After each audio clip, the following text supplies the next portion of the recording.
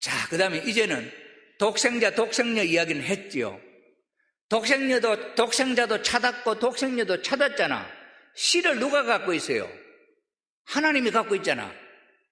그럼 하나님이 갖고 있는 독생자, 독생녀 이 씨를 갖고 재림 때 이 땅에 심어야 될 거 아니에요. 이 땅에 태어나게 해야 될 거 아니에요.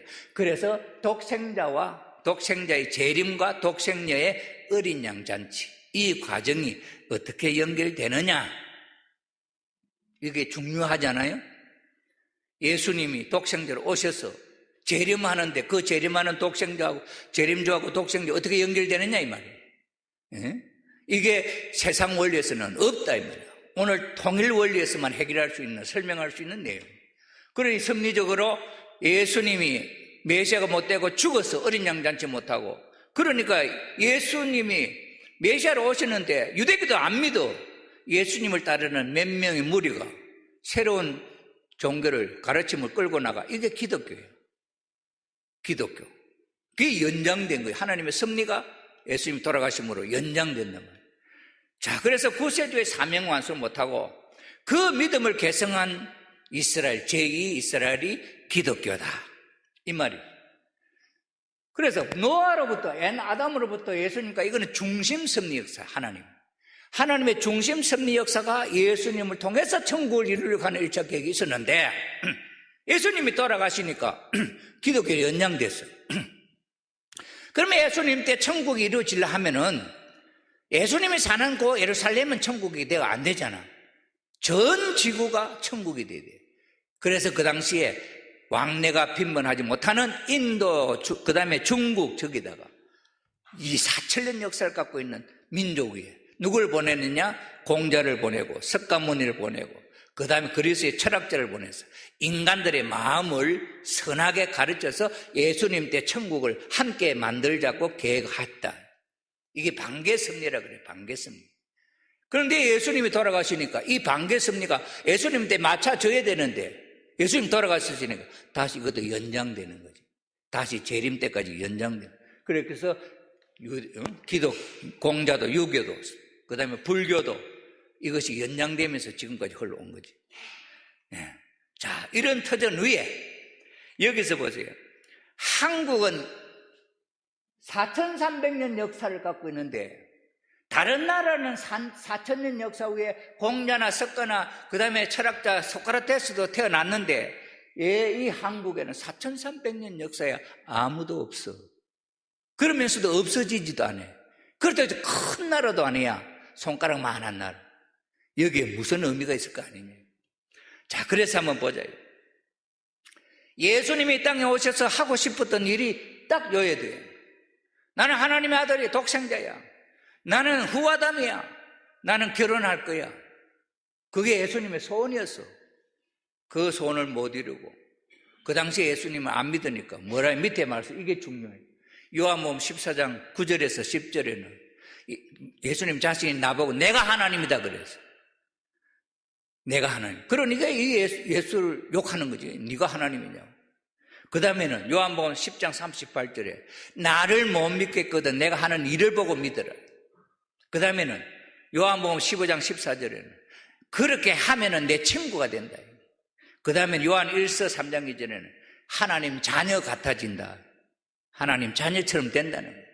이것이 예수님이 하신 말씀이에요. 그렇단다면 오늘 문경유 김경계라고 하는 사람은 예수님으로부터 몇 년? 2000년의 기간이 있어요. 이 2000년의 역사는 무엇하는 역사냐? 섭리에 있어서 실체적 동시성 시대로서 이 기간을 탕감복귀하는 기간이에요. 이 기간이 지나고 예수님이 재림할 때가 된 거, 그때에 문경유 김경계라고 하는 사람이 문용명이라는 사람 아들 낳았다. 문선명이지. 그분이 하는 일을 봐라. 그 다음에 이 사람이 어떻게 해서 하나님의 뜻을 이어가는 재림주가 될 것이냐, 이걸 우리가 풀어야 돼. 첫째로 예수님은 내가 하나님이다 했는데 예수님 같아지려 하면 문선명 선생님이 자기도 예수님 하나님이 돼야 돼요. 그래서 우리는 아버님의 말씀 속에 아버님은 말씀을 표현을 하면은 이미 나는 그 말씀을 이루었다, 실천했다는 거예요. 실천한 섭리 기대 위에 나는 말한다. 내가 말하는 거 한 번도 내가 안 해보고 하는 말 없다. 그러면 아버님의 생활 3대 목표가 있었다는 거예요. 그 3대 목표가 뭐냐? 첫째는 우주주간 바라기 전에 자아주간을 완성하라. 두 번째는 뭐냐? 예수님, 제2의 하나님, 제2의 예수님이 되자. 제3목표는 뭐냐?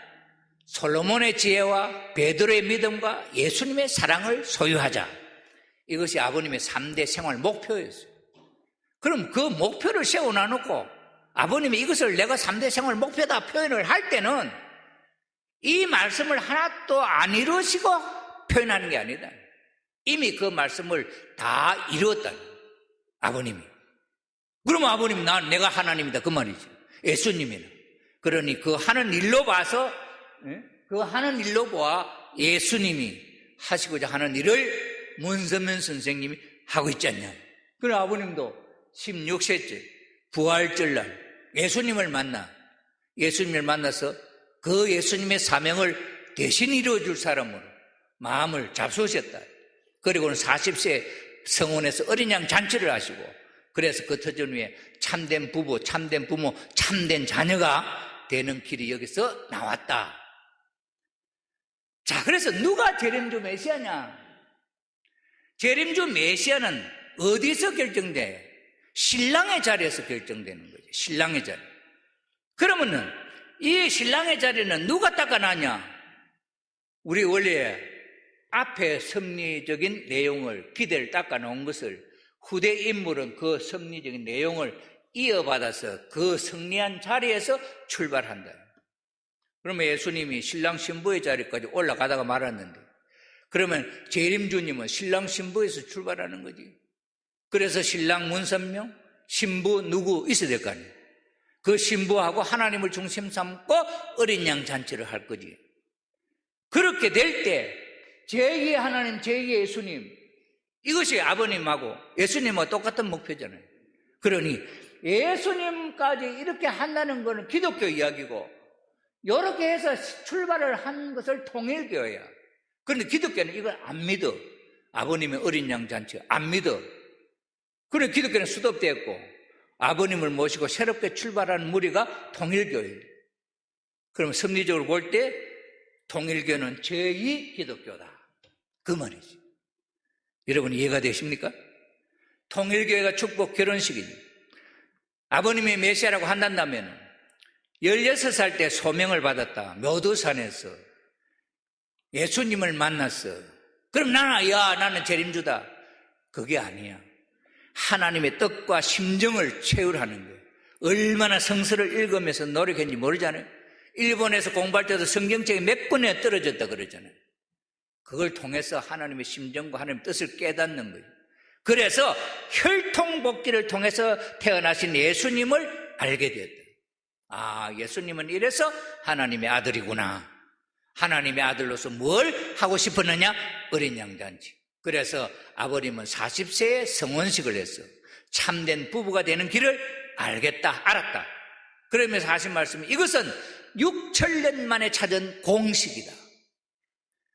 부모님의 40세 성혼식은 6천년 만에 찾은 공식을 가지고 한 사건이에요. 그래서 참부모가 되었다. 하신 말씀 속에 통일세계 성혼식을 놓고 87년도 3월 5에 40년 싸워 승리한 터전 위에서 찾아 세운 공식이 성혼식이다. 이렇게 표현을 했습니다. 자, 그러면 5천년 역사의 한국 무슨 의미가 있냐? 창세기 9장 11절에 무지개 약속을 합니다. 하나님이 노아 홍수 심판 이후에 왜 이거 했을까요? 하나님이 하늘과 땅에다 무지개를 그려놓고 다시는 홍수 심판을 하지 않겠다. 왜? 만약에 노아의 가진 홍수 심판에서 세상에 다 인류 죽였잖아. 이제 노아의 8식구만 살았어요. 또 함이 실수해서 사탄이가 침범할 수 있는 조건을 제시했잖아. 여기에 사탄이 주관할 수 있잖아. 이 노아 가정은 타락했잖아요. 실수했잖아요. 그러면 하나님 앞에 이 사탄이 와가지고 하나님, 노아 가정도 실수하고 이제 내 자식으로 스스로 표현했지 않습니까? 그러면 노아 가정도 죽여야지. 사탄이가 이렇게 참소하면 하나님이 뭐로 대처할 수 있겠습니까? 없지요. 그러니 하나님은 사탄이가 참소하기 전에 무지개를 걸어가지고 다시는 이런 심판을 하지 않는다. 그러니까 사탄은 이제 자기 새끼들이 막 활개치고 번성할 수 있잖아요. 심판을 안 하니까, 그렇게 못하니까, 멸망시키지 못하니까 사탄이가 이게 하나님 자기 마음대로 할 수 있잖아요. 이걸 찾아낸 거예요. 그러니 하나님 볼 때 이게 얼마나 부끄러운 가슴 아픈 약속이냐 하는 걸 우리가 알 수 있겠죠. 이렇게 해서 노아를 중심하고 중심 역사를 했지요. 기독교. 그 다음에 반기 역사가 유교, 불교, 그 다음에 철학이나 이런 게 있었어. 인류 구원의 일을 이루려고 했는데 이게 연장됐잖아요. 한국의 4300년, 5000년의 역사를 갖고 있는 이 한민족이 예수님이 오시기 400년 전에 성현들을 보내서 준비했는데, 그럼 이 한국에 어떤 사연이 하나님의 섭리 속에 있겠냐. 그래 보니까 이 섭리가 기독교의 중심 섭리 역사도 한국으로 연결돼 버렸죠. 한국에 들어와서 꽃을 피웠지. 유교도 한국에 들어와서 꽃을 피우고, 불교도 한국에 들어와, 철학도 사상도 한국으로 들어와.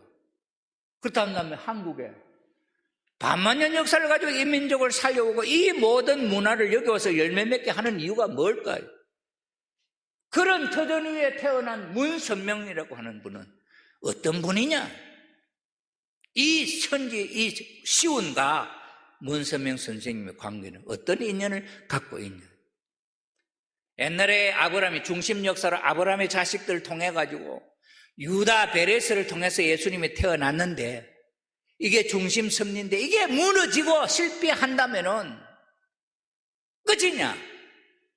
하나님은 제2차, 3차 섭리를 준비했겠냐 안 했겠냐? 이것이 만약에 실패로 돌아갈 때는 대신할 수 있는 제2의 프로그램이 있어야 된다. 그런 섭리로 여기에 단이라고 하는 인물하고, 그 다음에 당군이라고 하는 이름하고 같아. 2500년, 4500년 전에. 그렇다고 한다면 이 역사를 볼 때 이 단이라고 하는 지파는 아시아 쪽으로 가서 살았다 하는 외경의 기록이 있다 그래요. 그 다음에 당군 할아버지는 아시아 쪽에 사는 우리 대한민국의 당군 시조야. 그렇다고 한다면 이 단하고 이 단이 같은 사람일 수 있겠냐 하는 거지. 만약에 같은 사람이라면 한국은 제3이스라엘 선민이다, 이렇게 볼 수 있어요. 그럼 같은 점 한번 보자는 거예요. 하나님이 중심 섭리가 만약에 실패할 때 똑같은 것으로 사탄에게 노출시키게 하면 사탄은 없애버리지. 여기 직접 중심 역사하고 싸웠는데 이 반개 역사를 그대로 두겠냐는 거예요. 그럼 내 하나님은 사탄도 모르게 숨겨서 정신교육을 시켰다. 그게 뭐냐? 창세기는 이스라엘 유대민족을 교육시킨 역사고, 당군 신화는 하나님이 우리 한민족을 성경에 있는 이야기를 그대로 교육시킨 거예요. 보세요. 내용이 똑같아. 여기는 보면 해와가 선악과를 따먹어보는 바람에 타락해서 짐승, 동물 상태로 떨어져. 이것을 다시 복귀하려고 하는 것이 이스라엘 유대민족 서양 역사역. 그 다음에 당군 신화는 뭐냐 하면은 동물, 호랑이하고 곰이, 신선들, 사람이 사는 세계 너무 좋은 거야. 그래서 이 곰이 사람이 되고 싶은 거야, 짐승이. 그래서 하나님 앞에 빌어서, 하나님 나 사람 좀 되게 해주세요. 사람 좀 되게 해주세요. 그러니까 하나님이, 그럼 좋다, 네가 굴에 들어가서 100날 동안 햇빛을 보지 말고 신령 쑥과 마늘을 먹고 참아라. 그러면 뜻을 이룰 수 있다 하고 곰하고 호랑이한테 가르쳐 준 거예요. 그래서 곰하고 호랑이가 굴 속에 들어갔단 말이에요. 신령 쑥하고 마늘을 먹으면서. 호랑이는 성질이 급해 거기 있을 수가 없어. 마늘 먹고 쑥 먹고 못하겠대. 뛰쳐나와 버렸어. 곰은 그 신령 쑥과 마늘을 먹으면서 3-7날을 지났다. 3-7날은 며칠일까요? 3-7은 21, 우리 애기 나면 37 조리한다는 말 있잖아요. 21일수를 지나니까 이 곰이 사람이 된 거야. 무슨 사람? 여자가 됐어, 여자가. 그러면 여자가 딱 돼갖고는 그 다음에 소원이 뭐냐? 나 시집 가고 싶다 하고 또 빌었어. 시집 가고 싶다 하고 비니까 신웅이 잠시 남자로 변화돼 가지고 이 웅녀와 결혼을 해서 웅녀가 아기를 낳았는데 단이라고 하는 아들이다. 그러면 이 단이라고 하는 아들은 누구의 아들이에요? 신웅의 아들 아니에요? 신웅은 하나님, 한국식 표현의 하나님이야, 신이. 그러면 당구는 하나님의 자식이지, 그죠? 우리는 하나님의 자식이다. 이 성경에 있는 이 이야기하고 이 이야기는 타락해서 짐승이 되는 건데 짐승이 사람 되는 거야. 반대의 이야기지만 내용은 똑같아, 그죠? 그러니 하나님이 기가 막히게 당군 신화를 통해서 성경에 있는 핵심적인 내용을 교육시켰다 이 말이에요. 그 다음에는 또 뭐예요? 그 다음에는 심청전은 신봉사하고 딸 이야기 아닙니까? 해와하고 하나님 이야기야. 해와가 선악과를 따먹고 죽으니 하나님 봉사보다 더 못한 무능력한 사람이 되어버려요. 신봉사는 봉사의 앞도 못 보는 사람. 그 아버지의 눈을 뜨게 하기 위해서 심청이가 죽는데 임당수 바다에 몸을 던졌어요. 그때 아버지의 눈을 뜨게 하는 거예요. 하나님을 무능한 하나님을 만든 해와가 잘못했던 것을 심청이는 그걸 복귀하는 이야기잖아요. 그 내용이 똑같은 이야기죠. 그걸 복귀하는 이야기. 그 다음에는 춘향전은 뭐예요? 아담 해와 이야기예요. 아담 해와가 바람 피해가지고 완전히 가정 깨졌잖아요. 심청전은 뭐예요? 이도령하고 춘향이는 정절을 지켜서 금이환양, 이 사또가 되어 돌아오는 그 이도령을 정절을 지키며 사또의 유혹도 물리치고 죽음을 각오하고 그걸 지켜서 회복하는 거 아니에요. 그러면 해와가 잘못했던 건 아담 해와 사건을 바로잡는 이야기잖아요. 그 다음에 흥부 놀부전은 뭐예요? 가인 아벨 이야기예요. 가인을 아벨을 죽였잖아요. 놀부가 형부를 못 살게 했잖아요. 근데 놀부는 제비 다리 고쳐주고 부자가 돼가지고 놀부는 그 욕심 부리다 또 망하잖아요. 그럴 때 이 형부는 형님을 모셔서 함께 형제간에 화해하고 잘 살잖아요. 그러니 성서에 있는 못된 잘못된 이야기를 전부 다 다시 복되는 이야기로 다 가르쳐서 우리 한민족이 이스라엘 유대민족이 배운 핵심적인 모든 사상을 우리 한민족은 다 배웠어. 10년 어린 애기들도 다 아는 이야기로. 그러니 우리 민족을 하나님이 세운 뜻이 있을 거 아니냐. 그러면 재림주라고 하는 사람이 아무나 재림주가 될 수 있냐? 이게 메시아가 아무나 될 수 있냐?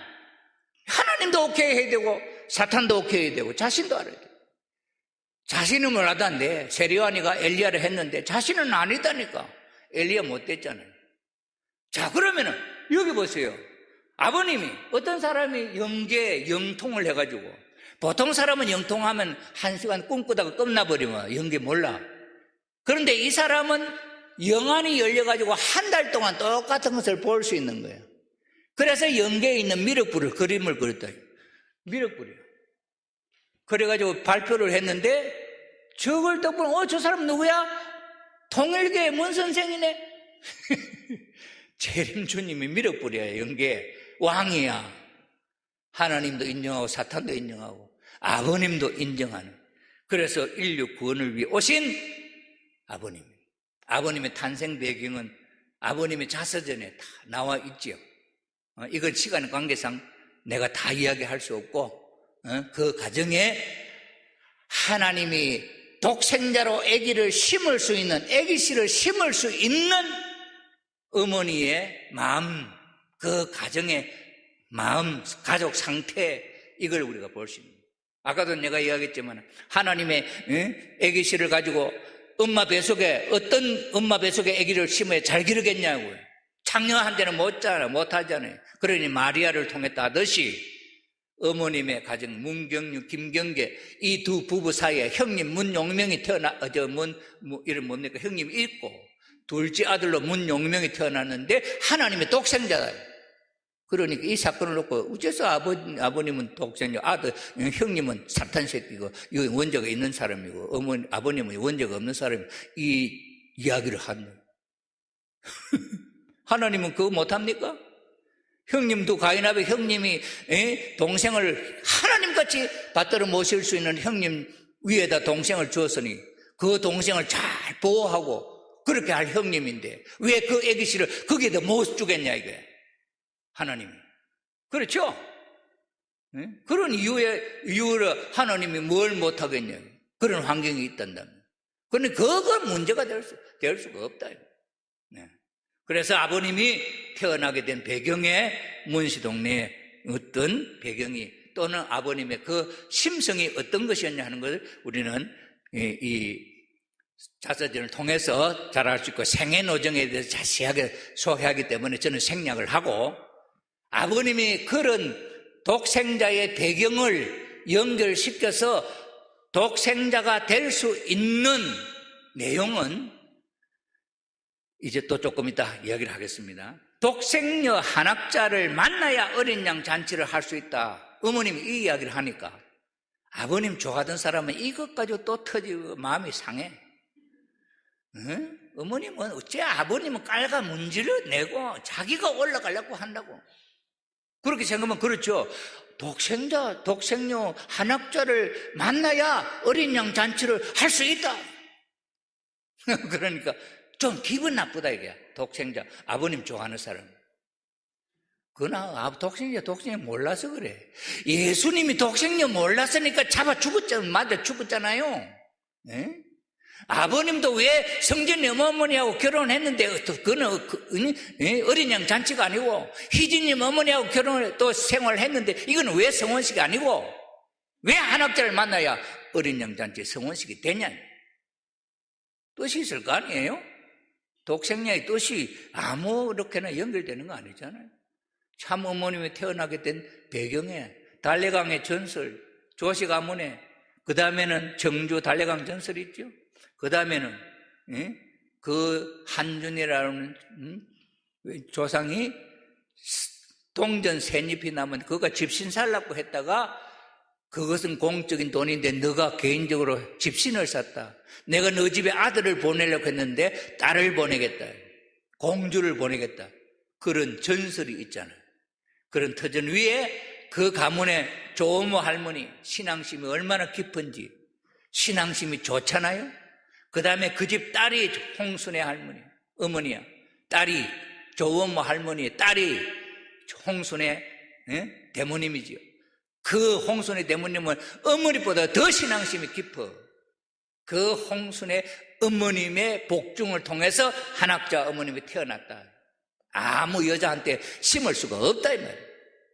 재림주가 육신을 쓰고 이 땅에 온다고 하는 그런 독실한 믿음을 갖고 있는 3대가 동료로서 그런 정성의 터전 위에 어머님이 태어난다. 여기에 대한 내용은 생애노정에서 다 소개되는 것이고 그 다음에는 보세요. 하나님이 너의 아버지다. 홍순에 너는 곱게 주님의 딸로 키워라. 이게 조모 할머님이 하시는 이야기예요.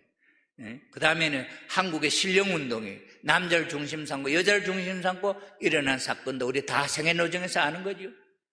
그 다음에 기뻐해라. 그대의 아기가 아들이거든 우주의 왕이 될 것이요 딸이거든 우주의 어머니가 되리라. 홍순의 어머님께 이 어떤 도인이 이렇게 이야기를 하더라요. 아들이든 딸이든 주시면 하나님의 자녀로 잘 기르겠습니다. 그런 심정이 홍순의 대모님의 심정상태, 기본적인 심정상태예요.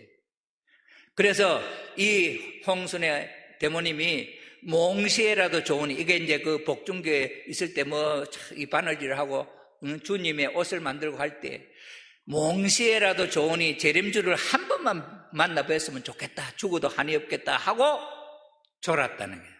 그때 아버님이 나타난 거야. 내가 너 하나를 찾으려 이처럼 공부한다면 젊은이 머리띠를 딱 메고 얼굴 딱 나타났다는. 그분이 나중에 만나고 보니까 아버님이더라. 그래 그때 이미 영적으로 몽시로 재림주를 만났다.